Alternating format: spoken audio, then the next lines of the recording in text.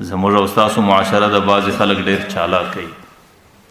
حالانکه دا معامله د الله تعالی سره ده، دا معامله د بندګانو سره نه ده. هغې چې کله پلار وفات سي نو په دې باندې پوهېږي چې اوس کو خور حق وړي، په دې پوهېږي چې اوس یې لور حق وړي. لیکن خور د چا په کور کې ده، لور د چا په کور کې ده،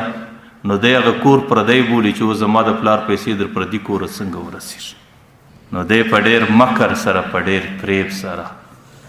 هغې خور راولي په کور کې. بعضې علاقو کې خو تر دې حده پورې په بعضې رواجو کې و یاره ته د میراث غواړې که دا کور غواړې. د دې معنا دا که چیرې ته د دې کوره څه میراث یوسې نو بیا په دې کور کې ستا حصه نسته، بیا د دې کوره سره ستا تعلق نسته، بیا د دې کوره سره ستا قرابت نسته. بیا به نه زما کور ته په غم کې راځې، نه به په شادي کې درځې، نه به ستا د غم خیال ساتم، نه به ستا د شادۍ خیال ساتم. بیا به ستا په سترګو زما کور نه راځي او زما په سترګو به ستا کور نه راځي، زما او ستا په مابین کې به مکمل تعلق ختمیږي. نو په دې شکل هغه غریبه مجبوراً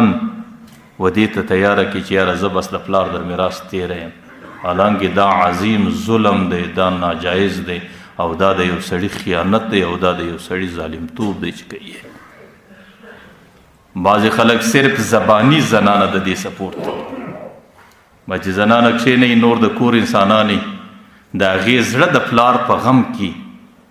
هغې په غم او په ژړا باندې اخته یي. په دې حالاتو کې دویمه او دریمه ورځ ده، بس ورته وایي چې د پلار خو به خامخا یو څه مالي، نو بس په دې کور کې د ستا لاسي د دې کوره څه لاس مه کاږه. حالانکه د هغې غریبې بچان مجبوره یي، د هغې بچان مسکینان یي، هغه در په در یي او د هغې در هر چا و هر څه ته ډېر ضرورت یي. لیکن کله کله پیغور و مخ ته ورته کېږي و یاره په دې قوم کې در اوسه چا میراث نه دی وړی، تی څنګه وړي؟ نو د پلار په میراث وړلو باندې د هغې خور پزه پرې بولي، لیکن په خپله باندې نارینه دی، د ده پزه د خور د میراث په خوړلو، د خور د حق په خوړلو د ده پزه نه پرې کېږي.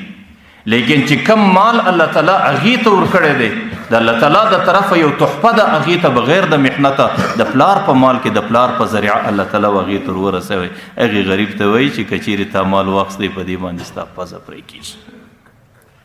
نو هغې ته پیغور هم مخته مخته کوي، هغې ته رواج هم مخته مخته کوي، هغې ته نور د قرابت خبرې هم مخته مخته کوي. نو زباني طور هغې د میراث څخه دستبرداره کړي، حالانکه په شریعت کې د دغه زباني دستبردارۍ یوه ذره رعایت نشته، نه د دې څه ترتیب شته، نه دا جایز دی، نه په دې شکل باندې هغه مال دته حلالیږي، نه په دې شکل باندې دا مال د هغې غریبې د ملکیت خارجیږي. حالانکه دا خو هندوانه، دا د هندوانو رسم دی. په هندو مذهب کې دا خبره شته چې کله فلار مړ سو نو د هغې د مال مالک به ټولو نارینه اولاد دي، چې د هغې څومره زامن دي د هغې مال به زامنو ته ورپاتېږي، او د هغې چې څومره لوڼې دي هغې د پلار په مال کې حصه نه لري. دا د هندوانو مذهب دی.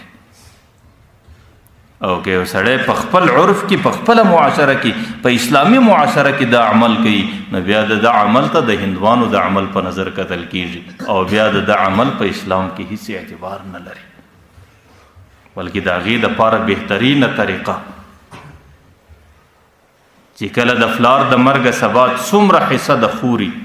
د ټولو څه مخکې ما در ټول د علماو څه مسله تلاشول، چې کله علماو مسله دله درکله نو چې کومه حصه د خور د هغې به در خوره پورې رسئ، پر هغې باندې به د خور قبضه راولې او هغې ته به وایه چې ولاړه څه د خپل خاوند سره مشوره وکړه، د خپلو بچانو سره مشوره وکړه، دغه د حصه ده الله تعالی در کړې ده او ته زما خور او ته زما قریب یې، زما دا حصه ما ته شریعت را ورسوله، تا ته دا حصه شریعت را ورسوله، او ورته وایه چې ستا د حصې نور زما په کور کې څه بندوبست نشته، ستا د حصې زما په کور کې نور څه ضرورت نشته. ورته کې په خپلو بچانو باندې خورې هم ستا اختیار دی، که د خپلو بچانو یو ضرورت ورپوره کوي هم ستا اختیار دی، او که د بچانو ضرورت پوره دی په یو مسجد کې لګوي هم ستا اختیار دی،